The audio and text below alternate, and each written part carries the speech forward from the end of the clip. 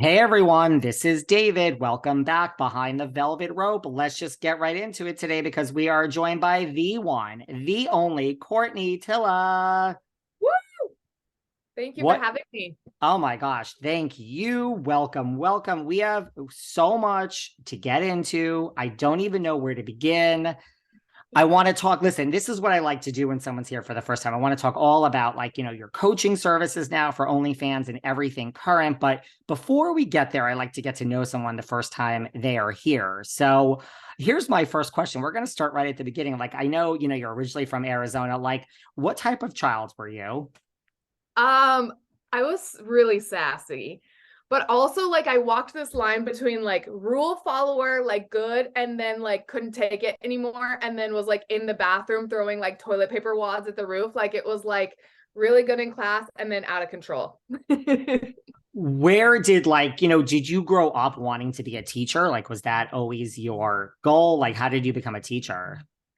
No, honestly, I wanted to be an actress, and my family was kind of like, like, what else would you want to be? Kind of that, like, we don't think that's the right path for you. And then I was like, oh, I want to be a pilot. And so I went and got my pilot's license when I was 16, and became this like overachiever. And then I was like, I hate this too. And so then I was like, I'll be in the military. And then I was like, I hate this. And so then I was like, I always loved kids, so I guess I'll be a teacher. And that's kind of how I wound up there. Wow. I mean, and you were a special needs teacher, so like that can't be like an easy job. No, and I wasn't just a special needs teacher. I taught the kids that couldn't go to a regular school because they were physically aggressive.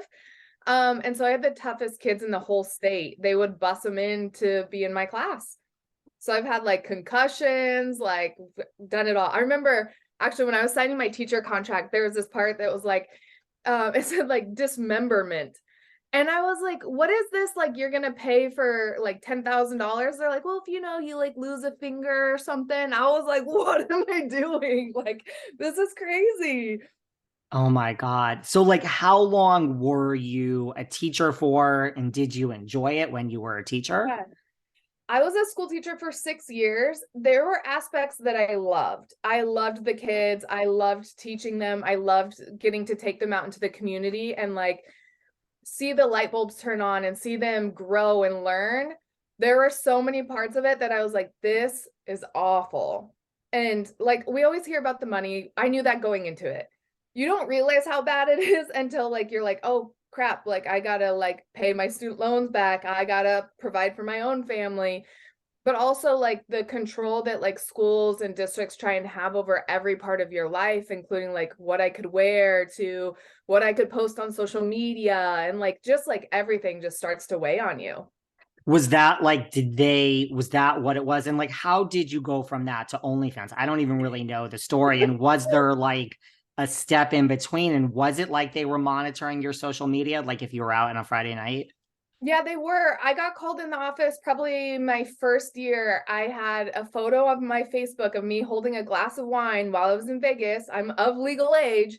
And they were like, we can't have this photo on your Facebook. And I was like, there's nothing wrong with this photo. Like, I'm fully clothed. I've got a glass of wine. I'm of legal age. I'm not wasted. Like, I'm not doing anything. But society has put this pressure on teachers to uphold this crazy image of perfection that we just can't do. And I think that's also one of the reasons you see teachers leaving in groves. It's because we can't live to this image that people have. Um, as far as how I transitioned, so I always wanted to do modeling. And after I had my two kids, I was like, I really want to lose some weight. And so I was like, I need something to kind of focus on to keep me motivated. And so I was like, I'll do bodybuilding competitions. And so my husband was so supportive. He's like, you can model, you can do it, and start taking progress pics of me. And that's kind of how we got away with me posting like some sexy photos online. And then they got a little sexier and a little sexier, and he managed my Instagram and he would post the pictures, and we grew it to 40,000. Well, turns out all of my photos were being saved to the school server, because what happened was that anything that people looked at while on the school's Wi-Fi automatically got saved. Well, we had a lot of male staff, so they were on my Instagram all day. And so then the administration saw all of my like sexy pics, and that was before Instagram had really cut down on the community guidelines. And so they called my husband into the office and were like, what are these photos? What is this? They never talked to me about it. And we were like, listen, you don't get to control our lives. My Instagram is private. I went by a different name. I went by Courtney Lynn at the time. And so like, you don't get to do anything. And so they didn't. They didn't say anything more. That's so weird. So it was like colleagues, like other teachers and super, like they just were looking at your pictures and that's how they found them. And then they don't call you, they call your husband. Like, what type of archaic world is that? Like, I don't Right? understand. Like, as if he I, didn't know. I don't know. I don't know if they wanted, I don't know the whole process. Like, were you too nervous to talk to me? Was it too uncomfortable? Because it was a male, predominantly male administration.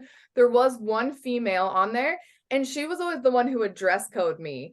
And I got dress code all the time for wearing the exact same things that other people would wear, but I'm just curvy. And so they'd be like, oh, it fits you different. Like, you can't wear that. And I'm like, this is ridiculous. So, Wow. So is yeah. that what happened? And then they said, I mean, did they fire you? Did you quit? No, I quit because I was like, I was getting to a point where I was like, don't enjoy this. And then actually got another job offer to go to a different school. And I was like, well, I kind of need the money. So I switched schools and did one more year of teaching. And then I was like getting really depressed and anxious and just like miserable. And so my husband's like, something's got to change. Like, if you could do anything all day, what would you do? And I was like, I guess I would go to the gym and work out. I don't know what else. And he was like, great, do it. Which was crazy because he had already quit as a teacher. He had started his own business, but it hadn't really taken off yet. And so we we're really living off of my one teacher salary. But I quit and resigned and really went all in on like my coaching and modeling. So you were doing that, right? Like after you, and then how, so you're doing that, you quit. And then how did like OnlyFans, like how did you go from Instagram and coaching and modeling and bodybuilding to saying like, because obviously you had heard of OnlyFans, but how did you decide that might be something to pursue? Yeah, so I had started selling content a little bit on Snapchat and on Instagram before OnlyFans was a thing. And it was pretty private. It would just be people who really messaged about it. I didn't advertise it at all.